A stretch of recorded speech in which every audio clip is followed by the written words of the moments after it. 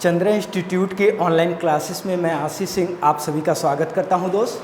और आज प्रमुख रूप से हम प्रारंभ करते हैं सुपर टीईटी पर्यावरण।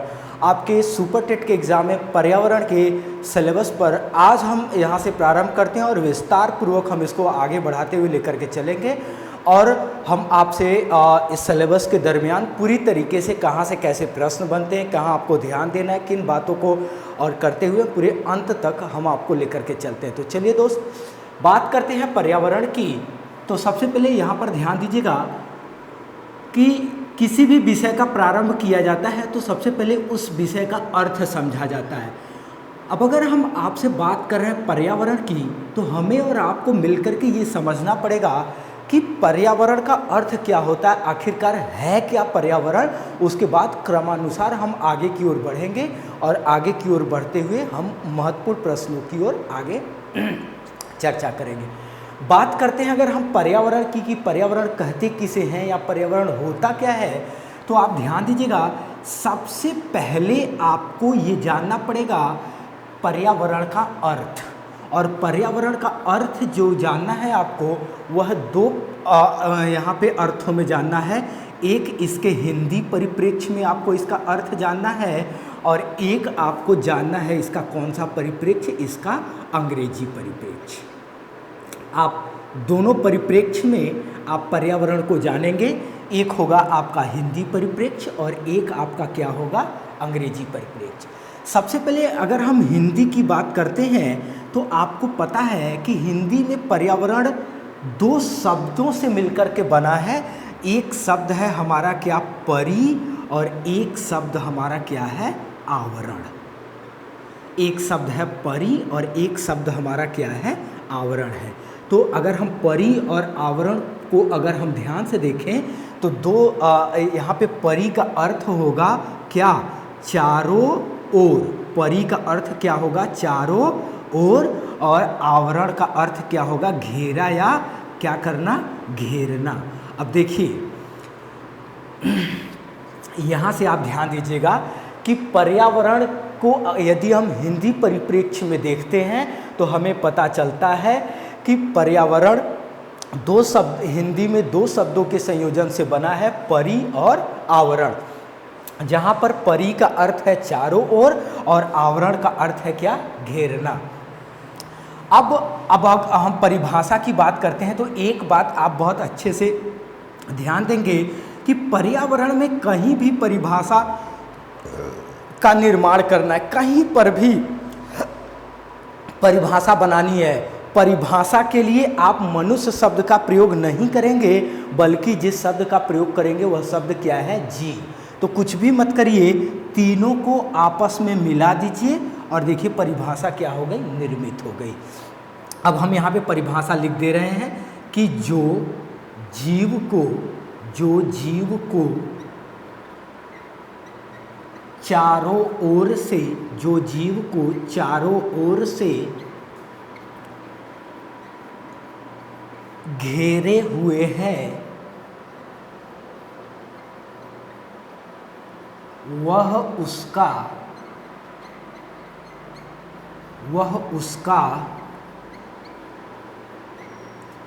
पर्यावरण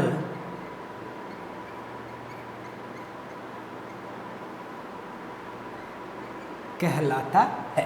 अब देखिए हिंदी परिप्रेक्ष्य में पूरी तरीके से परिभाषा निर्मित हो गई है कि जो जीव को चारों ओर से घेरे हुए है वह उसका क्या कहलाता है, उसका पर्यावरण। अब हिंदी में पूर्णतः आपको स्पष्ट हो जाना चाहिए कि पर्यावरण हिंदी परिप्रेक्ष्य में दो शब्दों परि और आवरण से मिलकर के बना है, जहाँ पर परि का अर्थ चारों ओर और आवरण का अर्थ घेरना होता है।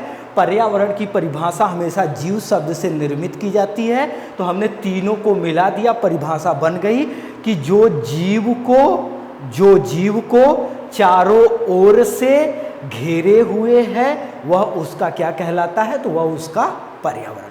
अब क्लियर हो गया अच्छे से। चलिए हम अंग्रेजी की बात करते हैं तो अंग्रेजी में पर्यावरण को क्या बोलते हैं, ENVIRONMENT।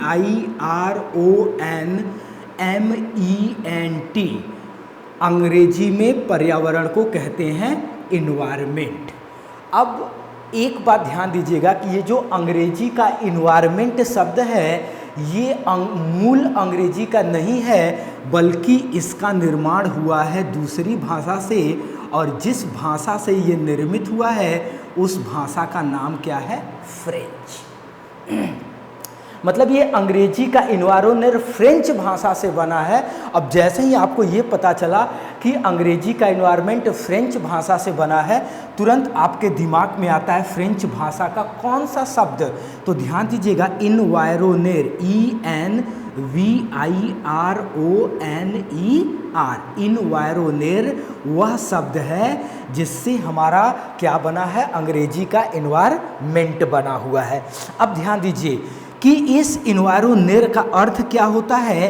तो इसका अर्थ होता है पास पड़ोस। इसका अर्थ क्या होगा दोस्त? इसका अर्थ होगा पास पड़ोस। तो अब कुछ भी नहीं करना है, जैसे आपने यहाँ जीव लगा के इसकी परिभाषा निर्मित की, वहाँ वैसे ही यहाँ पे भी आप कह सकते हैं कि जीव के पास पड़ोस में पाई जाने वाली सभी वस्तुएं, जीव के पास पड़ोस में पाई जाने वाली सभी वस्तुएं जो उसे प्रभावित करती हैं वो उसका क्या कहलाती है? एनवायरनमेंट या उसका पर्यावरण। तो एक लाइन में यहाँ कहें कि जीव के पास पड़ोस में, जीव के पास पड़ोस में पाई जाने वाली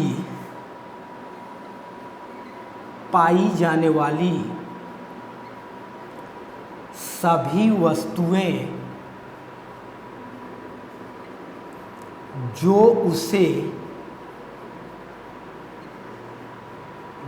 उसे प्रभावित, ऊपर लिख दे रहे हैं, जो उसे प्रभावित करती है वह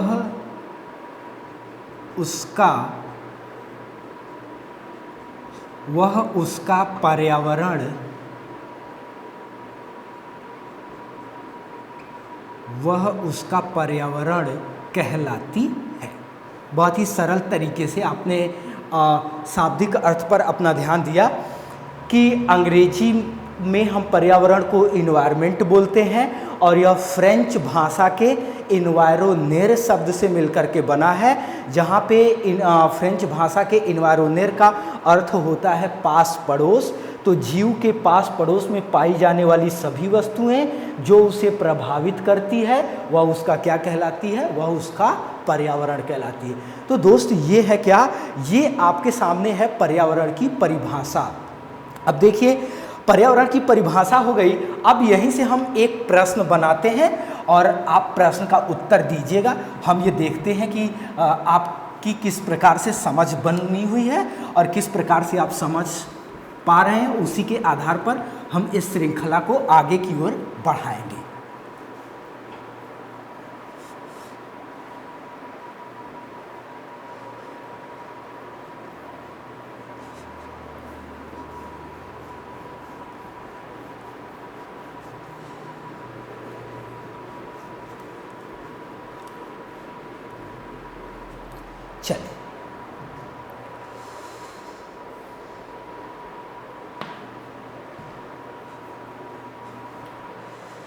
चलिए एक प्रश्न करते हैं। जैसे प्रश्न है कि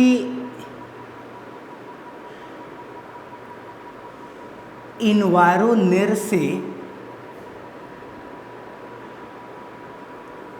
तात्पर्य है, इन्वायरोनेर से तात्पर्य है। ऑप्शन नंबर ए,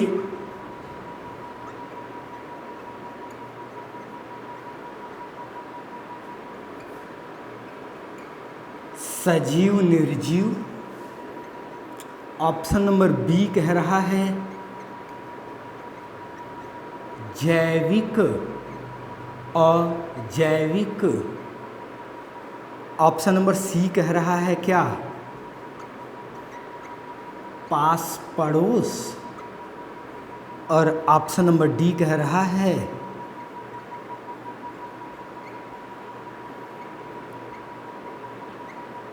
उपर्युक्त सभी। अब जरा यहाँ ध्यान दीजिए कि इन्वायरोनिर से तात्पर्य है। तो अगर हम बात करते हैं इन्वायरोनिर से तात्पर्य है, तो आप सबसे पहले यही बताएंगे कि इन्वायरोनिर का अर्थ होता है क्या? पास पड़ोस होता है।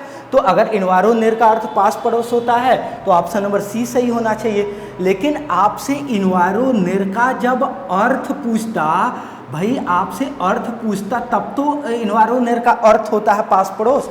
आपसे पूछा क्या है? तात्पर्य पूछा है। तो हम ये मानते हैं कि अर्थ पास पड़ोस होता है। तो क्या पास पड़ोस में सजीव निर्जीव पाए जाते हैं, हाँ या ना? तो आपका जवाब होगा हाँ, पाए जाते हैं। क्या पास पड़ोस में जैविक अजैविक घटक विद्यमान होते हैं या नहीं होते हैं? तो आपका उत्तर होगा हाँ, होते हैं। तो जब सजीव निर्जीव होते हैं, जैविक अजैविक होते हैं, तो पास पड़ोस भी होता है। तब आपका सही आंसर क्या होगा? आपका सही आंसर होगा उपर्युक्त सभी। तो चलिए अब देखिए शाब्दिक अर्थों से कौन कौन सी परिभाषा कौन कौन से प्रश्न बनेंगे। आप यहाँ पे उसको मैं वन लाइनर कर रहा हूँ और आप उसको नोट कर लीजिएगा, और उसके बाद थोड़ा सा व्यापक, थोड़ा सा हट करके अलग तरीके से पढ़ेंगे। कैसे पढ़ना है ज़रा ध्यान दीजिएगा कि प्रश्न है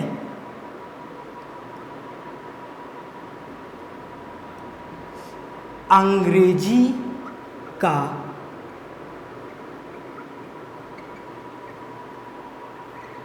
इन्वायरमेंट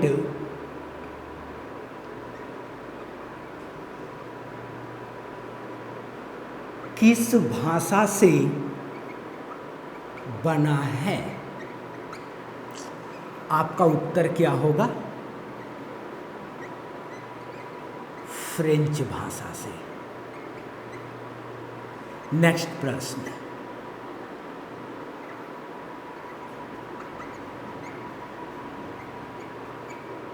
इन्वायरमेंट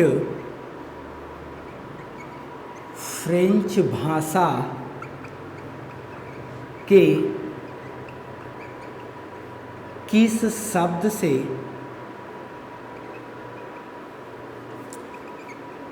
शब्द से बना है? तब आपका उत्तर होगा इन्वायरोनिर से बना है। नेक्स्ट प्रश्न आइएगा,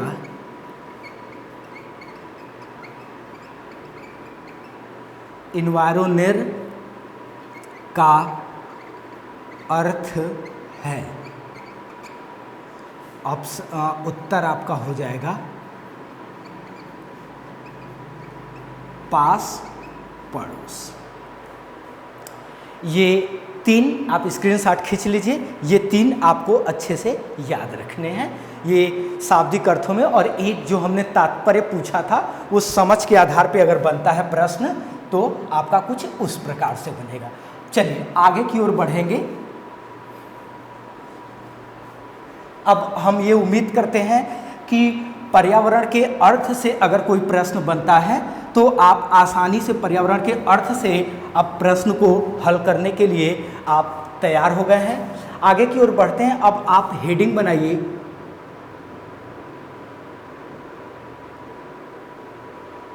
पर्यावरण के घटक।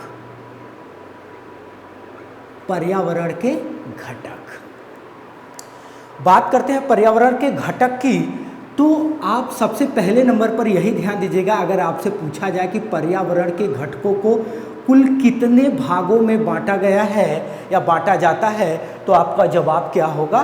2। कौन कौन सा?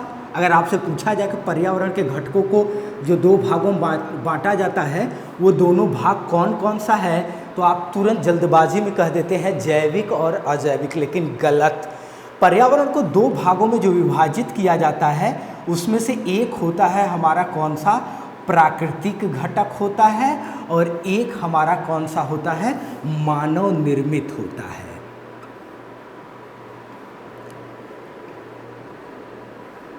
एक कौन सा होता है? एक हमारा होता है प्राकृतिक और एक होता है हमारा कौन सा? मानव। अब आपसे पूछा जाए कि पर्यावरण के प्राकृतिक घटक को कितने भागों में बांटा जाता है, तब ध्यान दीजिएगा कि पर्यावरण के प्राकृतिक घटक को हम 2 भागों में बांटते हैं। एक होता है हमारा कौन सा? जैविक घटक होता है, और एक हमारा कौन सा घटक होता है? अजैविक घटक होता है। अब इसी को आपको अच्छे से समझना है, यहीं से आपसे उदाहरणों के आधार पर प्रश्न बनेंगे और प्रश्नों का उत्तर आपको आसानी से देना पड़ेगा। चलिए हम एक समझ बनाते हैं। हमने ये जाना कि पर्यावरण को कुल 2 घटकों में विभाजित किया जाता है, प्राकृतिक घटक और कौन सा घटक, मानव निर्मित घटक। प्राकृतिक घटक को पुनः 2 भागों में विभाजित करते हैं, जैविक घटक, अजैविक घटक। हमें जो समझ बनानी है वो 3 जैविक घटक के बारे में, अजैविक घटक और मानव निर्मित, इन्हीं तीनों से प्रश्न बनता है। सबसे पहले अगर हम पर्यावरण के जैविक घटक की बात करते हैं तो ध्यान दीजिएगा कि जैविक घटक से तात्पर्य, अब जैविक यहाँ पे लिखा है तो जैविक घटक से तात्पर्य सजीव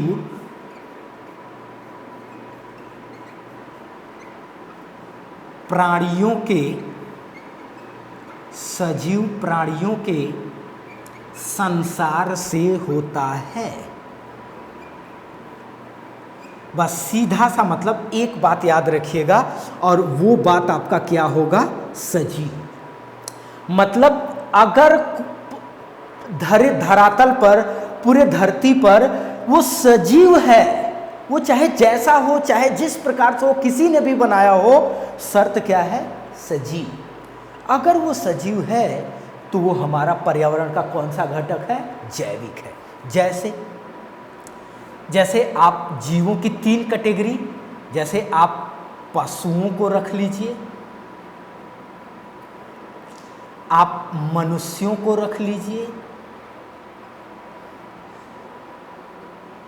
पेड़ पौधों को रख लीजिए, और पशुओं के अंतर्गत इसी के अंदर सूक्ष्म जीव। मतलब बस एक बात याद रखिएगा, क्या, सजीव। वो सब के सब उदाहरण होंगे किसके, जैविक घटक के।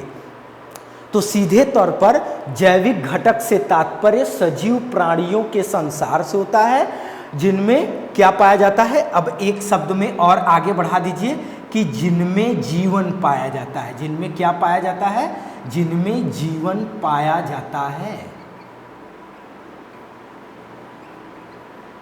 जिनमें जीवन पाया जाता है। जैसे पशु हो गए, सूक्ष्म जीव हो गए, पक्षी हो गए, पशुओं के साथ इसी में बस पक्षी हो गए, मनुष्य, पेड़ पौधे, ये सब के सब मतलब वो सजीव हैं, तो वो हमारे किस में आएंगे, जैविक घटक में आएंगे। आप सीधे तौर पर अगर हम विज्ञान के अनुसार कहें तो एक आपका होता है वनस्पति, एक होता है वनस्पति विज्ञान और एक होता है हमारा क्या, जंतु विज्ञान। तो ये वनस्पति और जंतु, अब देखिए समस्त प्रकार के पेड़ पौधों का अध्ययन वनस्पति विज्ञान में किया जाता है और समस्त प्रकार के जीवों का अध्ययन जंतु विज्ञान में किया जाता है, और सब के सब उदाहरण होते हैं जैविक घटक के। तो ये आपका क्या हो गया, जैविक घटक। क्लियर हुआ। अजैविक घटक की ओर आते हैं। अजैविक की बात करते हैं तो ध्यान दीजिएगा कि इससे तात्पर्य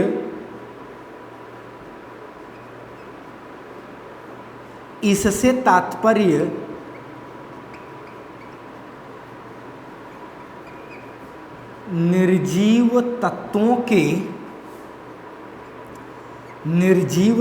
के ऐसे संसार से है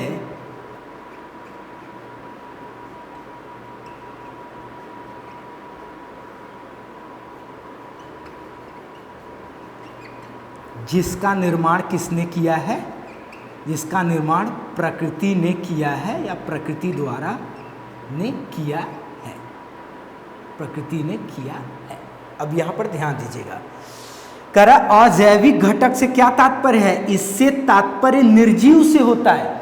हिंट के तौर पर यह बात ध्यान दीजिएगा, जैसे यहाँ सजीव था, यहाँ क्या है, निर्जीव है। लेकिन अब जैसे हम बाहर समझा दें सबसे पहले कि जैविक घटक से तात्पर्य किससे होता है, सीधे तौर पर सजीव से होता है। अजैविक घटक का तात्पर्य किससे होता है? अजैविक घटक का तात्पर्य सीधे तौर पर किससे होता है? निर्जीव से होता है। और मानव निर्मित घटक का तात्पर्य भी सीधे तौर पर किससे होता है? निर्जीव से होता है। अब दोनों जगह, यहाँ पे भी निर्जीव, यहाँ पर भी निर्जीव, आप कंफ्यूजन तो होगा ही। तो ध्यान दीजिएगा कि इससे तात्पर्य निर्जीव तत्वों के ऐसे संसार से है जिसका निर्माण किसने किया हो? जो प्रकृति प्रदत्त हो, मतलब वो जिसका निर्माण प्रकृति ने किया हो। जैसे दिन रात, जैसे दिन रात, पर्वत, पठार, भूमि, जल, वायु, ये सब के सब उदाहरण है किसके? अजैविक घटक के उदाहरण है। तो सीधे तौर पर याद रखिएगा कि पर्यावरण के अजैविक घटक से तात्पर्य निर्जीव तत्वों के ऐसे संसार से है जिसका निर्माण प्रकृति ने किया हो या जो प्रकृति प्रदत्त हो। जैसे दिन रात, पर्वत, पठार, भूमि, जल, वायु, नदी, ये सब के सब उदाहरण में आएंगे किसके? अजैविक के। सिर्फ इतनी बात याद रखना है, वो निर्जीव हो और उसका निर्माण किसने किया हो? प्रकृति ने किया हो। वो हमारे पर्यावरण का कौन सा घटक होगा? अजैविक होगा। यहाँ तक जैविक और अजैविक क्लियर हुआ। आइए मानव निर्मित। तो अगर हम सबसे पहले मोटी मोटा आपसे बात करें कि मानव निर्मित घटक, पर्यावरण के मानव निर्मित घटक से क्या तात्पर्य है, तो आप यही कहेंगे कि निर्जीव तत्वों के, अगर हम कहें कि निर्जीव तत्वों के ऐसे संसार से जिसका निर्माण किसने किया हो, तो आप फट से कह देंगे मानव निर्मित। लेकिन नहीं, हमें थोड़ी देर पहले यही कहा था कि परिभाषा जीव के आधार पर बनाइएगा। क्यों? क्योंकि अगर आप मानव निर्मित कह दे रहे हैं तो मेरे एक प्रश्न का जरा आप उत्तर सोचिए अपने दिमाग में कि पक्षी का घोंसला जो होता है वो किस में आएगा? जैविक में, अजैविक में या मानव निर्मित में? तो जाहिर सी बात है मानव निर्मित में आएगा, क्योंकि न तो प्रकृति ने उसका निर्माण किया है और न तो उसमें जीवन पाया जाता है। तो निर्जीव तत्वों के ऐसे संसार से है जिसका निर्माण किसने किया है? जीव ने किया है। तो बस शार्ट में यहाँ परिभाषा लिख लीजिएगा कि मानव निर्मित घटक से तात्पर्य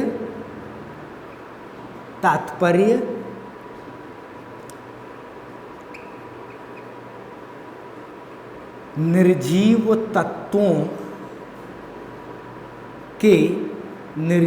तत्वों के ऐसे संसार से है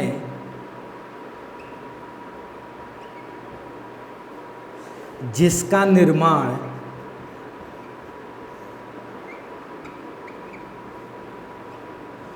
जीव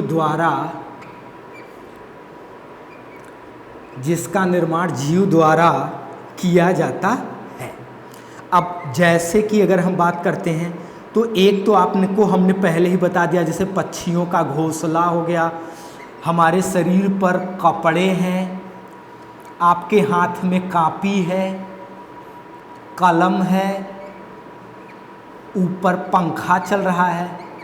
बस इतनी बात याद रखिए कि जैसे हम अभी की बात करें तो हमारे और आपके शरीर के अलावा, मतलब जो सजीव हैं, इसके अलावा अगर आप कमरे के अंदर बैठे हैं तो जो कुछ भी आपको दिखाई दे रहा है, जैसे छत पे पंखे, दीवार दिखाई दे रहे हैं, हमारे शरीर पे कपड़े हैं, हाथ में मार्कर है, चश्मा लगाया हूँ, ये जितने भी अवयव हैं सब के सब उदाहरण है किसके? मानव निर्मित के उदाहरण। क्लियर हुआ? तो यहाँ से इस तरीके से समझिएगा, हमने बात किया पर्यावरण के घटक की।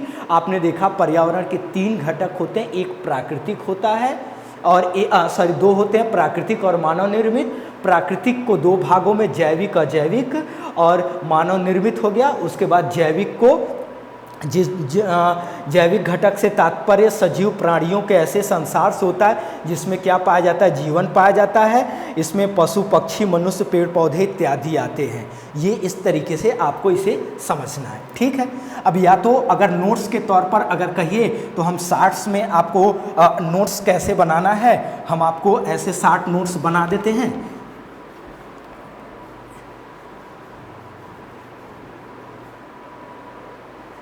चलिए एकदम आराम से अच्छे से नोट्स बनाइए और नोट्स का कई बार रिवीजन करेंगे, अच्छे तरीके से आप मेहनत करेंगे। हमारी शुभकामनाएं आपके साथ हैं कि आप निश्चित तौर पर सफल होंगे। क्यों? क्योंकि आप अगर प्रयास कर रहे हैं, अगर मेहनत कर रहे हैं, तो आपका प्रयास, आपका मेहनत कभी भी व्यर्थ नहीं जाएगा। चलिए अब हम सीधे तौर पे, जैसे हमने आपसे बात किया था किसका, जैविक घटक का, तो जैविक घटक के तौर पर ध्यान देंगे।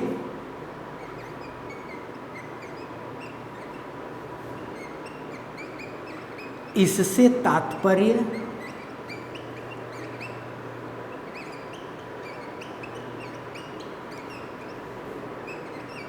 सजीव प्राणियों के संसार से होता है।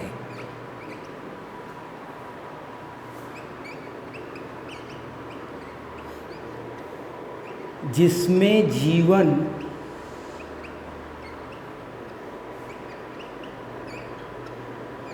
पाया जाता है, जैसे मनुष्य,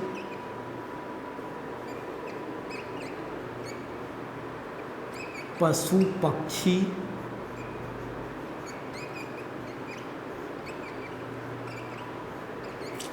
सूक्ष्म जीव इत्यादि। ऐसे नोट्स बनाना है आपको। ये देखिए नोट्स की का तरीका ऐसे होगा।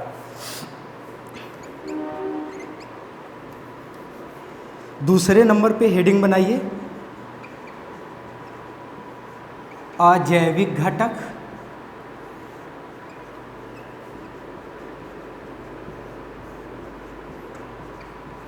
इससे तात्पर्य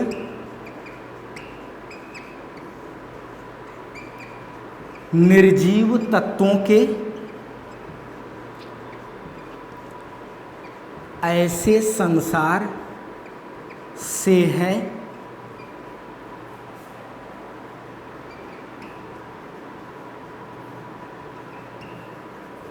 जिसका निर्माण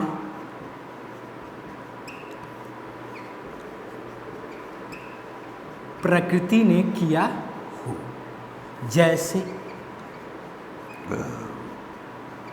पर्वत, पठार, नदियाँ, पर्वत पठार नदियाँ, जल, वायु इत्यादि।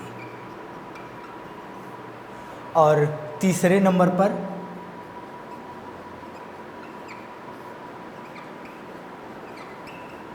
मानव निर्मित घटक।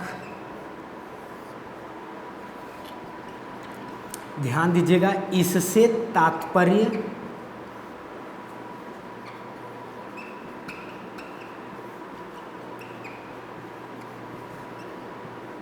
निर्जीव तत्वों के ऐसे संसार से है जिसे जीव ने बनाया हो। जैसे हम धर्म की बात करते हैं तो धर्म भी मानव ने बनाया, संस्कृति किसने बनाई, मानव ने बनाया। ये अगर हम कहें घर हो गया और दीवार हो गया, कपड़े हो गए इत्यादि, हमारे किसके उदाहरण हैं, मानव निर्मित के उदाहरण हैं। तो इस प्रकार ये प्रमुख रूप से हमारी आपसे बातचीत हुई। पर्यावरण क्या है और पर्यावरण का अर्थ क्या होता है, हिंदी अंग्रेजी परिप्रेक्ष्य में घटक क्या है, और इसको हमने विस्तार पूर्वक जाना। सिलेबस के नेक्स्ट पार्ट के साथ पुनः मुलाकात करते हैं। Thank you very much.